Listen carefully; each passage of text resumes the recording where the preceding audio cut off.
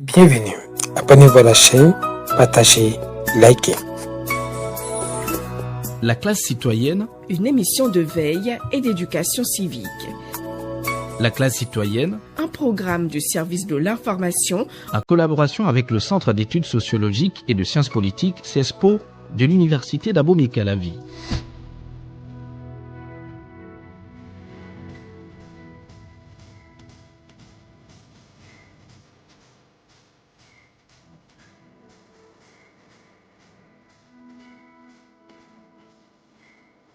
Madame, Monsieur, bienvenue. Dans un monde multipolaire en quête de paix et de stabilité, les organisations internationales se sont érigées en gardiennes du monde et assurent dans une certaine mesure l'équilibre à l'échelle internationale. Ces organisations internationales agissent par le biais des fonctionnaires internationaux pour l'atteinte de leurs objectifs. Classe citoyenne, ma liberté, ma patrie et une justice égalitaire. La classe citoyenne reçoit l'hôte Emmanuel Agbeoundji, auditeur en Master 2, Sciences politiques fondamentales. Bonjour l'hôte. Bonjour Marie-Léa. Selon vous, qu'est-ce qu'un fonctionnaire international? De façon définitionnelle, un fonctionnaire international est un personnel employé par une organisation internationale doté d'un régime statutaire ou contractuel spécifique qui peut être propre à chaque organisation. Il exerce une fonction au service de l'ensemble des États membres de cette organisation internationale. Et donc, qui sont ces fonctionnaires internationaux-là? En fait, quels sont leurs profils et où les retrouve-t-on? Déjà, les fonctionnaires internationaux sont des agents permanents qui sont recrutés soit par voie de concours ou soit par voie de dossier. Et donc, sont des contractuels à durée déterminée ou indéterminée. Et rappelons que ces fonctionnaires sont détachés des États membres. On les retrouve aux Nations Unies, auprès des institutions spécialisées, telles que les organes, les agences, les délégations de l'Union européenne, les institutions financières, la Banque mondiale, le FMI, les organisations dites coordonnées comme l'OTAN, l'organisation du traité de l'Atlantique Nord, l'OCDE, l'organisation de coopération et de développement économique, ou encore même l'organisation mondiale du commerce, l'OMC. Classe citoyenne, l'éveil du mois, citoyen. Alors, parlant des fonctionnaires internationaux, sont-ils soumis aux mêmes règles que les fonctionnaires nationaux? Non, pas du tout, Marie-Léa. Les fonctionnaires internationaux sont soumis à des règles juridiques spéciales, tant dans l'exercice de leurs fonctions que sur les modalités de recrutement. Et sur le plan juridique, il s'agit de l'indépendance à l'égard des États, des privilèges et immunités qui leur sont reconnus, et du maintien des garanties nationales. Ils doivent se consacrer exclusivement aux devoirs de leur charge et respecter divers principes, à savoir intégrité, loyauté, désintéressement, indépendance d'action à l'égard des pays membres et une stricte neutralité politique. Donc, vous venez de préciser que le fonctionnaire international se distingue du fonctionnaire national par son modalité de recrutement. Exactement, c'est bien ça. Alors, il existe combien de modalités de recrutement en fait? Il existe deux types de modalités. Il s'agit du recrutement par concours et du recrutement par dossier. Et on ne devient pas fonctionnaire international qui veut, mais qui peut. Parce que déjà, les prétendants à ce titre sont nombreux et donc sont triés sur le volet par les organisations internationales. Et pourtant, un profil type du candidat parfait peut être dégagé. Et 4 qualités essentielles sont aujourd'hui requises pour intégrer la fonction publique internationale sur dossier. Et le fonctionnaire international doit bénéficier d'un niveau d'études très élevé, sanctionné par un diplôme universitaire. Ensuite, il doit pouvoir justifier de plusieurs années d'expérience professionnelle. Et à ce titre, 2 ans pour un poste d'administrateur ou 10 à 15 ans pour un poste d'administrateur principal. De plus, il doit montrer un intérêt particulier pour les questions de politique gouvernementale et pour le contexte politique et social dans lequel les organisations internationales s'inscrivent et évoluent. Enfin, il doit être capable de s'adapter à toute situation nouvelle et doit pouvoir travailler avec des personnes provenant de cultures et d'horizons professionnels divers. La maîtrise écrite et orale de plusieurs langues étrangères est donc impérative.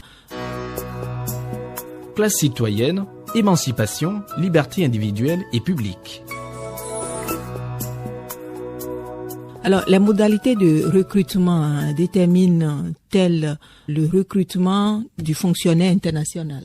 Non, pas automatiquement. Il existe un ensemble de procédures de recrutement d'un fonctionnaire international. Et comment ça se passe, cette procédure-là? Veuillez nous l'expliquer. Déjà, pour faire face à des vacances de poste, les organisations internationales peuvent passer de petites annonces qui seront reprises dans la presse spécialisée ou sur Internet. Et la majorité de ces organismes internationaux fonctionnent de cette façon. Ce qui ne signifie pas, bien sûr, que le recrutement soit plus facile, non. Dans tous les cas, le dossier de candidature sera étudié minutieusement par plusieurs personnes. Et 2 systèmes sont importants à retenir pour le recrutement des candidats internationaux. Les organisations internationales passent par des annonces au gré de leurs besoins et n'acceptent de lettres de candidature dans ce cas-là. C'est le système adopté par l'ONU et ses entités spécialisées.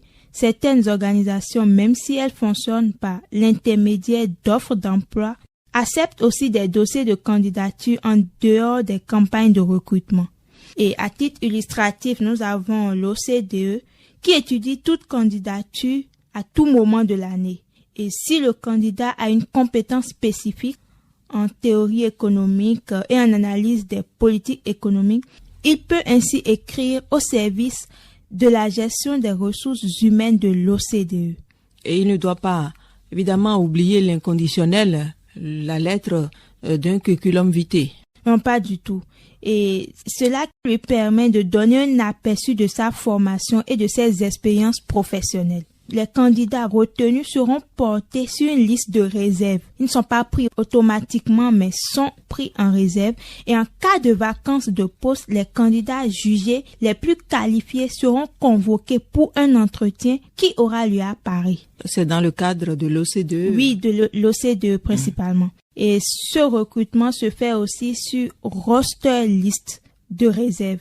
Un roster est une liste de candidats présélectionnés dont les dossiers ont été retenus à l'issue d'un processus de recrutement, un peu comme ce que je viens d'expliquer. Et l'inscription sur ces listes ne garantit pas la sélection, mais un certain nombre de postes sont réservés à des candidats déjà sélectionnés dans les rosters. La durée de la procédure d'inscription varie de 3 à 6 mois à compter de la date de dépôt de la candidature. Merci, l'hôte Emmanuela Beoundi. L'identité citoyenne, des droits, des responsabilités.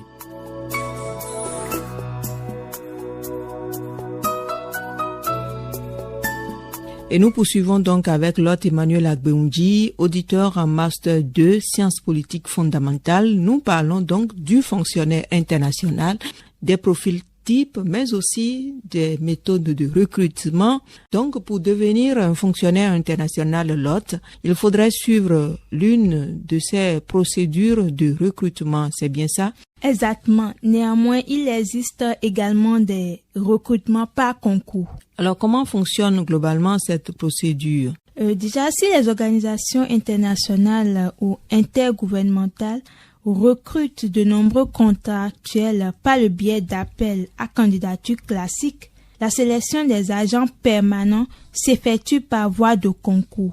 Et les concours étant organisés en fonction des besoins de chaque organisation, il est conseillé de consulter régulièrement les sites internet pour être informé.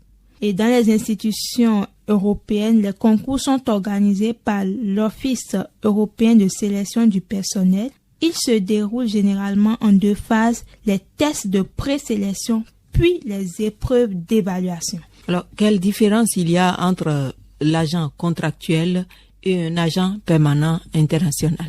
C'est simple. Un agent contractuel est celui recruté par un appel à candidature, alors que l'agent permanent a été recruté à l'issue d'un concours. Donc, cela n'a pas un lien avec la durée de leur contrat, en fait. Non, pas du tout. Mais qu'en est-il des valeurs que défend un fonctionnaire international?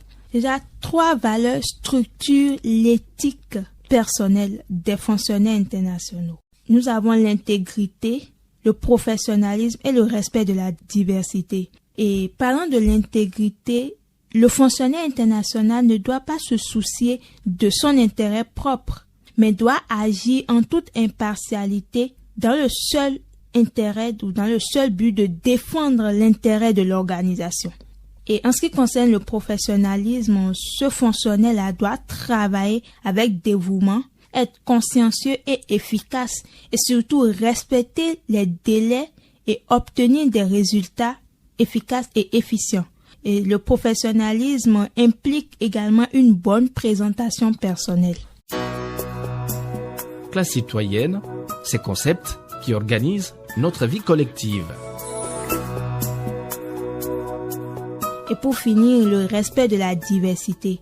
Les fonctionnaires internationaux doivent exploiter leurs différences pour imaginer des manières originales de s'attaquer aux problèmes complexes auxquels ils sont confrontés.